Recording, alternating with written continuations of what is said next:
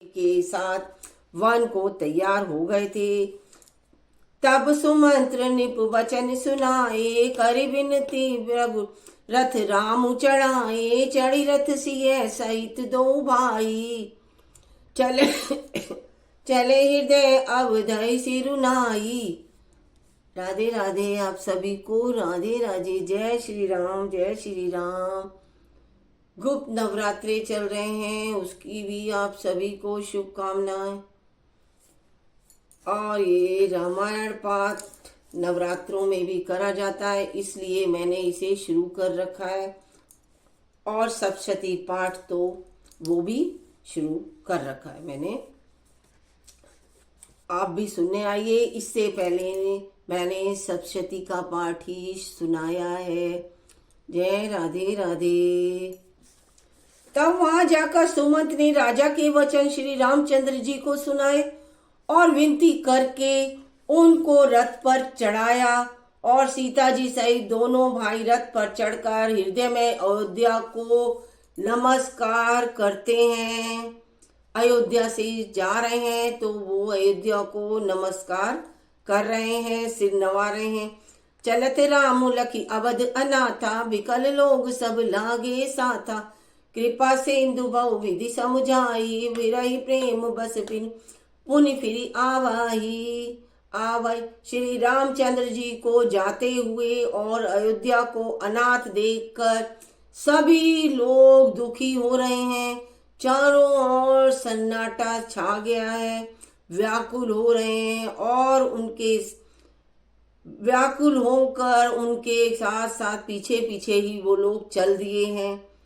कृपा के समुद्र श्री राम जी उन्हें बहुत तरह से समझा रहे हैं, तो वे अयोध्या की ओर लौट आते हैं, नहीं तो वे राम जी के रथ के पीछे पीछे ही चले जाते हैं। परंतु प्रेम वश फिर लौट आते हैं, वापस जाते हैं, फिर लौट आते हैं।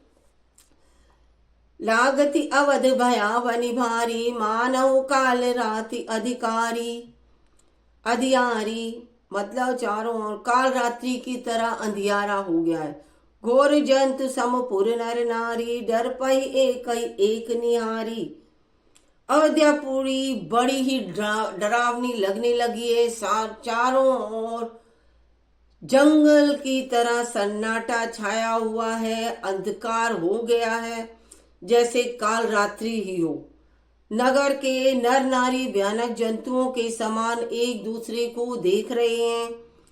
घर मसान परिजन जन भूता, सुतवृत भूमित मनौ जमदूता। बागन बिटप बेलिकुम, हिलाही सरित सरोवर देखी न जाई। क्या हो रहा है? घर, सभी के घर अयोध्या में शमशान की तरह हो गए हैं। कुटुंब भी, जितने भी परिवार में जन हैं, वो सब भूत प्रेतों की और पुत्र हितैषी और मित्र मानो जो हितैषी थे वो जैसे यमराज के दूत से लग रहे हैं। बगीचों में वृक्ष और बेलें कुम्हला गई हैं सारी। नदी और तालाब ऐसे भयानक लगते हैं कि उनको और देखा भी नहीं जाता, मतलब कि पेड़ पौधे सभी सूख गए हैं। यह गए कोटिन केली मृग, पुर पशु चातक मोर। पिकर थांग छुर चारिका, सारस हंस चकोर। करोड़ों घोड़े हाथी खेलने के लिए पाले हुए हिरण, नगर की गाय बैल बकरी, सभी पशु पपीहे मोर कोयल मैना तोते सारस हंस और चकोर, सभी कुछ नगर में एकदम शांत हो गए हैं। राम वियोग विकल सब ठाड़े, जैते मनहु चित्र ली काढ़े। डगरु सफल बनु गए वरवा मारी, खग मृग विपुल सकल नर नारी। श्री राम जी के वियोग में सभी व्याकुल हुए। जहां तहां ऐसे चुपचाप स्थिर से खड़े हैं, जहां खड़े थे वहीं के वहीं खड़े रहे, जहां बैठे थे वहीं बैठे रहे। मानो तस्वीरों में लिख कर बनाए हुए मूर्तियों से बन गए हैं, मगर मानो फलों से परिपूर्ण बड़ा भारी रगन सघन वन था और नगर वासी सब स्त्री पुरुष बहुत से पशु पक्षी थे। अर्थात अवधपुरी धर्म अर्थ काम क्रोध मोश चारों फलों को देने वाली नगरी थी, लेकिन स्त्री पुरुष सुख से उन फलों को प्राप्त करते थे, लेकिन अब वहां तो फल भी नहीं रहे। विधि के कई की रातिन कीनी जेहि दस दुसह दसऊ दिशि दीनी सही न सके रघुवीर बिरहारी। चले लोग सब व्याकुल भागी। विधाता ने केकई को भीलनी बता दिया, जिसने दसों दिशाओं में दुसह दावाग्नि यानी भयानक आग लगा दी हो। केकई को भीलनी बता दिया और ये बता रहे हैं कि ऐसा कि जैसे भयानक आग लगा दियो दाव अग्नि की तरह। श्री रामचंद्र जी के विरह की इस अग्नि को लोग सह नहीं सके। सब लोग व्याकुल होकर भाग रहे चले। सबई विचारु की ने मन माही राम लखन सिय बिनु सुख नाही। जा रामू ते सबऊ समाजू बिनु रघुबीर अवध नहीं काजू। सबने मन में विचार कर लिया कि श्री राम जी लक्ष्मण जी और सीता जी के बिना सुख नहीं है। जहाँ श्री राम जी रहेंगे वहीं सारा समाज रहेगा। श्री रामचंद्र जी के बिना अयोध्या में हम लोगों का कुछ भी काम नहीं है। अगर जहाँ श्री रामचंद्र जी जाएंगे हम भी उनके पीछे पीछे वहीं जाएंगे। चले साथ असमंत्र दृढ़ाई सूर दुर्लभ सुख सदन बिहाई। राम चरण पंकज प्रिय जिन्हई विषय भोग बस कर ही न तिन्हई। ऐसा विचार दृढ़ करके देवताओं को भी दुर्लभ सुखों से पूर्ण घरों को छोड़कर सब श्री रामचंद्र जी के साथ चल पड़े। जिनको श्री राम जी के चरण कमल प्यारे हैं उन्हें क्या कभी विषय भोग वश में कर सकते हैं। बालक वृद्ध बिहाई गृह लगे लोग सब नाथ। तमसा तीर निवास किए प्रथम दिवस रघुनाथ। श्यामपति राम जय जय राम मंगल भवन अमंगल हा। प्रभु सुदशरथ अजर बिहारी राम सिया राम या राम जय जय राम। सारों ओर केकई की बुराई हो रही है। बच्चों और बूढ़ों को घरों में छोड़कर सब लोग साथ हो लिए। उनके साथ साथ ही चल दिए। पहले दिन रघुनाथ जी ने तमसा नदी के तीर पर निवास किया। कौन सी नदी? तमसा नदी। रघुपति प्रजा प्रेम बस देखी सदै हृदय दुख भयो। विशेषी करुणा में रघुनाथ गोसाई वेगी पाए पीर पराई। प्रजा को प्रेम वश देखकर श्री रघुनाथ जी के दयालु हृदय में बड़ा ही दुख हुआ। प्रभु श्री रघुनाथ जी करुणा में हैं। पराई पीड़ा को वे तुरंत जान जाते हैं, अर्थात दूसरे का दुख देखकर वे स्वयं भी दुखी हो जाते हैं। कैसा प्रेम मृदु वचन सुहाए बहुविधि राम लोग समुझाए। किए धर्म उपदेश गनेरे लोग प्रेम बस फिरहि न फेरे। प्रेम युक्त कोमल और सुंदर वचन कहकर श्री राम जी ने बहुत प्रकार से लोगों को समझाया, जो लोग उनके पीछे पीछे चल रहे थे रथ के।